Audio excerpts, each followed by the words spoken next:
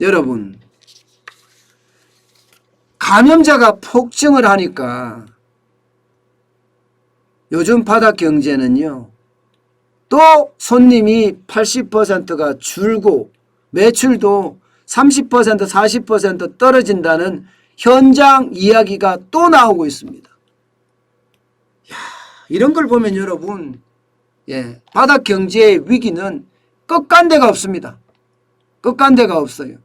K방역이라고 자랑만 하지 말고 바닥 경제가 살아날 수 있는 방법을 좀 강구를 해야 되는데 도대체 문재인 정부는 뭘 하고 있는지 모르겠습니다. 여러분, 이걸 한번 보세요. 이걸 한번 보세요. 네. 이게 홍제역의 갈비집 직원이 하는 얘기예요. 한국경제가 보도를 했는데 위드 코로나 시작한 11월 초 대비 80% 가까이 손님이 감소했다. 이렇게 이야기합니다. 80% 가까이. 저녁이 되면 너무 한적해서요. 홀 안에서 직원이 TV를 보고 있을 정도로 한가하더라.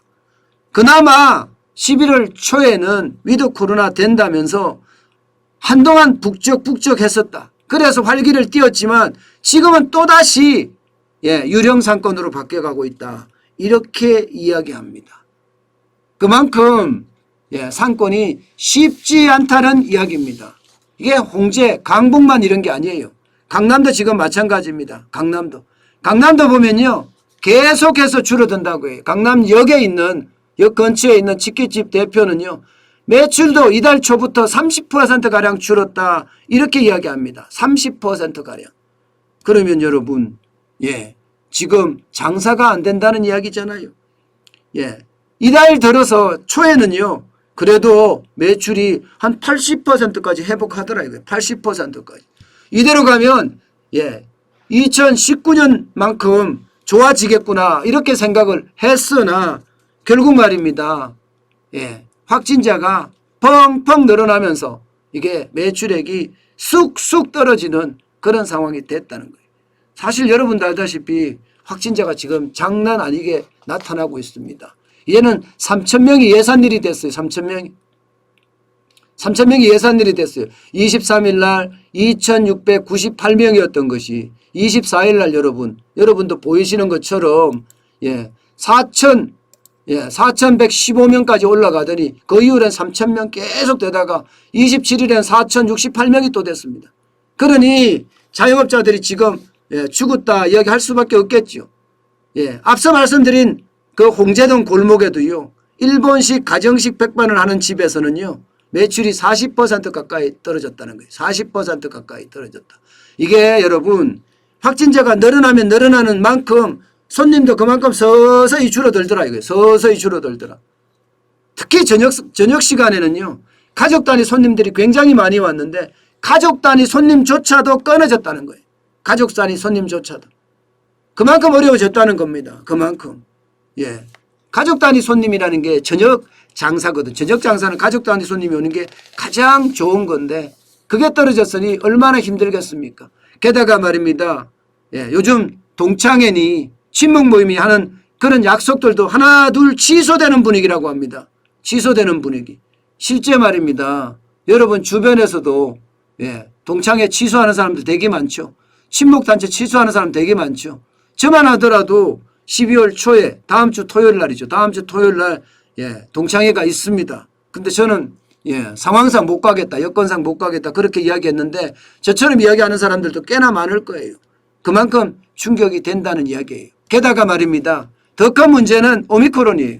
오미크론이 만약에 들어오게 되면 얼마나 더 커질까. 오미크론의 확산 속도 보세요. 오미크론의 확산 속도. 알파나 베타 변이보다도 델타 변이가 훨씬 컸는데 오미크론의 변이는 그 정도가 아니라 엄청나게 빠르다 이렇게 이야기합니다. 이렇게 빨라지면 대한민국에 만약에 오미크론의 환자가 하나라도 발생하게 되면 그에 대한 충격파는 훨씬 더 커질 거고요. 충격파가 커지면 커지는 만큼 여러분 이게 정부의 방역 조치도 달라질 수 있다는 겁니다. 실제 말입니다. 일상회복위원회라고 그러나요? 일상회복위원회. 일상회복위원회에서도요. 그런 얘기가 나왔습니다. 방역조치 강화하자. 이 방역 패스 적용 대상이나 시설도 확대하고 방역 조치도 좀 강화하자. 이런 이야기가 이미 나오고 있습니다.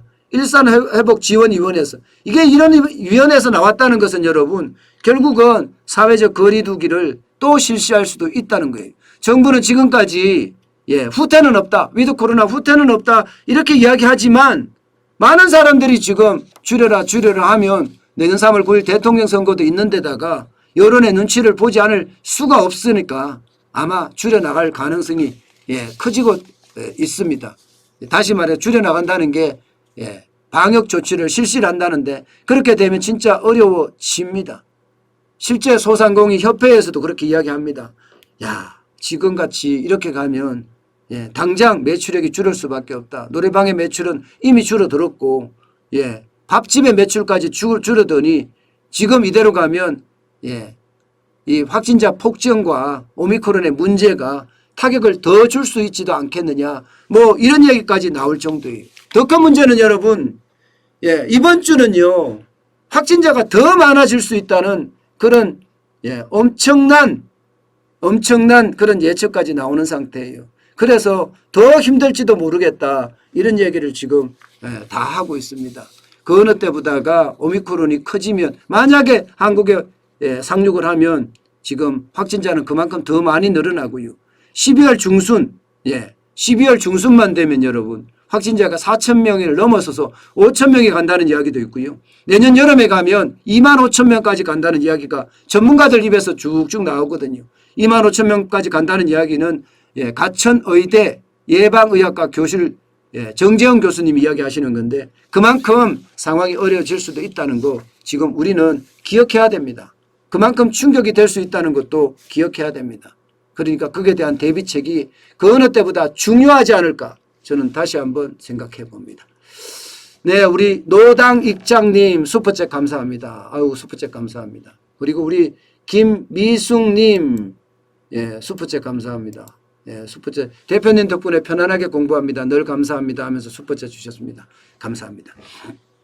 어쨌든 여러분 지금 상황은 점점 좋지 않은 건 분명해 보입니다. 그렇기 때문에 여러분들이 거기에 대한 대비책 그 어느 때보다 필요하지 않을까 저는 다시 한번 생각을 해봅니다. 게다가 여러분 제일 중요한 것은요 개인 방역입니다. 개인 방역에 자기 방역에 진짜 철저해야 돼요.